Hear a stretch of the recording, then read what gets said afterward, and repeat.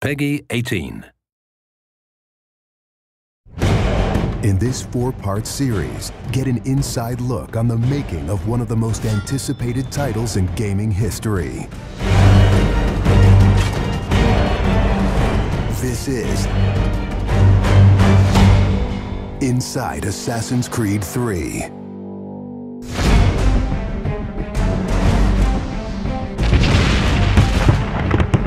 Something we really wanted to emphasize was the sheer brutality of combat in the period.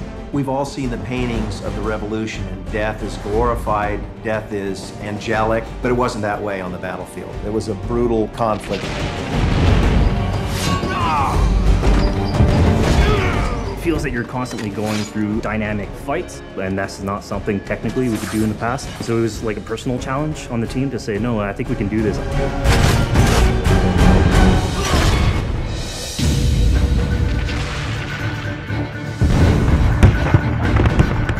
These armies are filled with different types of weapons. So, you have everything from muskets, you have grenadiers, you have guys with boarding axes. Being shot by a musket would be an awfully painful way to go. The caliber size of the ball was at least 3 or 4 times as large as anything that any modern military is using today. After the muskets were discharged, they would charge with their bayonets.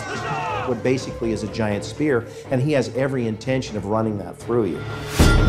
They would shoot and then they would march, and that hand-to-hand combat was really brutal. And whether it's people using a bayonet affixed on the end of a musket, a small hatchet, this is a kind of killing that is very mano a mano.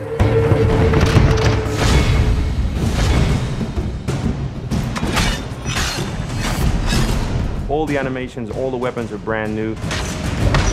It was interesting to start on a new style of fighting that is much more close and aggressive. Connor's favorite weapon is the tomahawk, obviously super deadly in hand-to-hand combat. Also the bow and arrow. It fits with his native heritage and it's lethal. The rogue dart, it's a real accurate Chinese tool that we found the references for that period as well. He can use it from the ground, so he can bring the enemy towards him. It gives him the ability, for example, on a tree, to hang someone from above.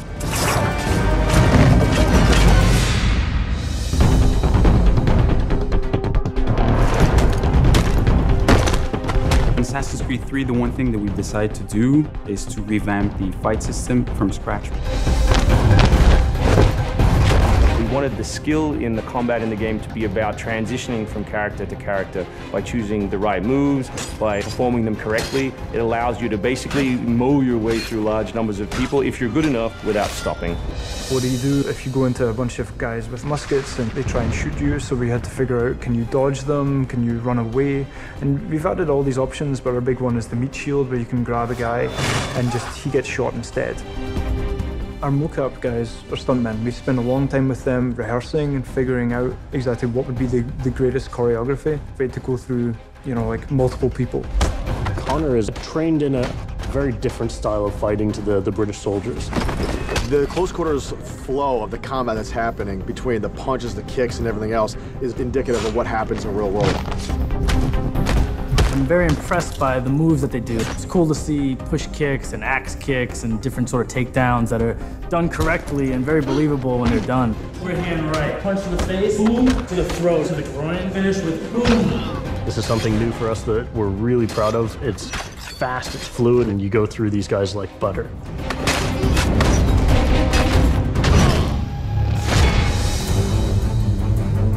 Connor is essentially the first guerrilla fighter. He's someone whose goal is always to move behind enemy lines, to pick off his target, and to escape. Employing guerrilla tactics, or what we now know today as asymmetric warfare, was something that truly was a component of the American Revolution. They learned what we would think was guerrilla-style warfare. You sort of hit quickly and then disappear. American tactics were really frowned upon by the British because the Americans did adapt the tactics that were used by the Native Americans from the French and Indian War. The first big battle, Lexington and Concord, takes place on a New England town green. And as the soldiers march back to Boston, they are marching along a dirt road lined by stone. It's not the most effective strategy, wearing your bright red coat and march through the woods while some farmer's trying to shoot at you. The Americans brought a tactic that they couldn't really cope with. They essentially took it away from the battlefield and they started guerrilla tactics.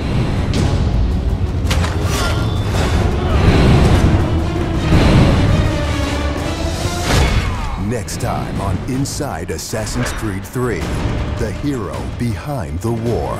Connor is the hero of the American Revolution. He's a bit more like Dirty Harry. Connor is the current-day Special Forces soldier. Silent, stealthy. He's fighting for freedom and he's fighting against tyranny.